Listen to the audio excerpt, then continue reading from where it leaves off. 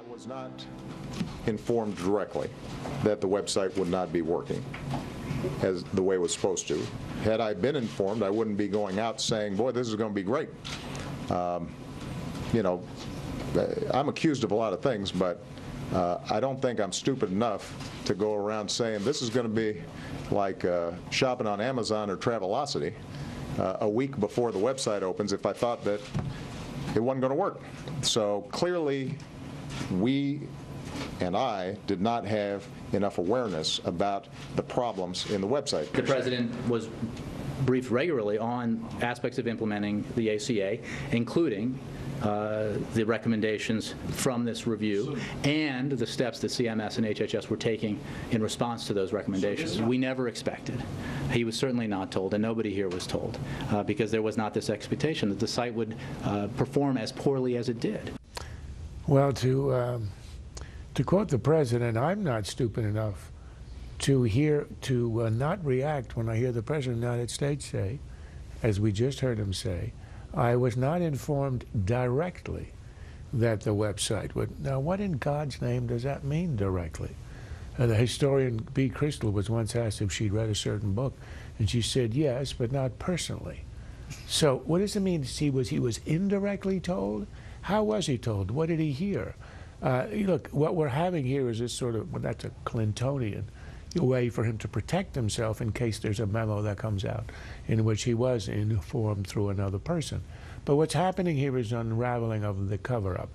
This is not a cover-up of corrupt misconduct. This is a cover-up of cosmic incompetence, of the fact that they began to be told in March and nobody acted and nobody said. So we now know that the Secretary of HHS knew, high officials in the White House knew, way back in December, and then pretended in a hearing 2 weeks later to Congress it's all working well. In March, and then April was the... Exactly. And then in the run-up, there's all these reassurances, and we know that the President had been briefed himself about that McKinsey study. So he knew. How much he knew, we're not sure. But this is really incompetence of a level that is indescribable. And it stands to reason. We've got a president who never ran anything. He was never a governor. He never ran a hot dog stand in his life.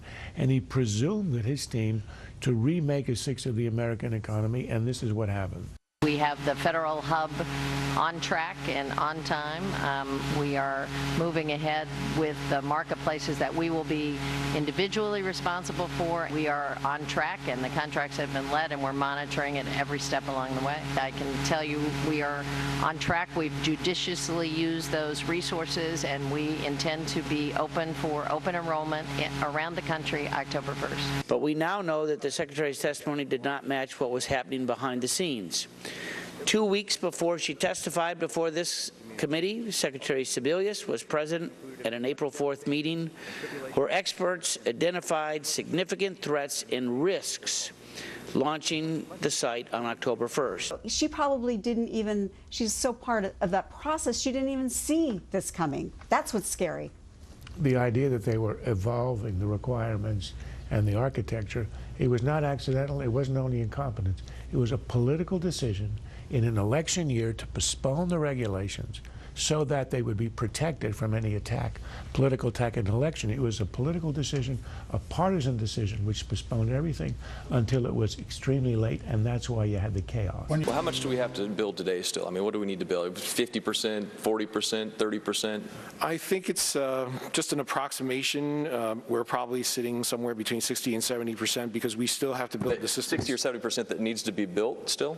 Because we still have to build the payment systems to make payments to issuers in January. Let me get this correct. 60 to 70% of healthcare.gov still needs to be built. It's not really healthcare.gov. It's the federally facilitated marketplace. We might end up having millions of people sign up. They're happy with their new coverage, but we've got more people who are older, more likely to get sick than younger, right, and healthier. We've got to monitor that carefully. One of the problems we've had is one side of Capitol Hill is invested in failure, and that makes, I think, the kind of iterative process of fixing glitches as they come up and fine-tuning the law more challenging. But I'm optimistic that we can get it fixed. But it's remarkable how the president discovers stuff late into his presidency. Remember at the beginning, he spends a near $1 trillion on a stimulus, and then discovers afterward that shovel-ready really doesn't exist. And then he told us just a few days ago, he discovered how, you know, that purchasing health insurance is not easy. It's rather difficult. I mean, is this news to him? And now he tells us he's discovering that this issue of adverse selection in the absence of young people who will subsidize the older and the sicker is a real issue. It's been the problem at the heart of this all along. Why would a young person want to subsidize older people by having their premiums doubled, which is exactly what Obamacare does?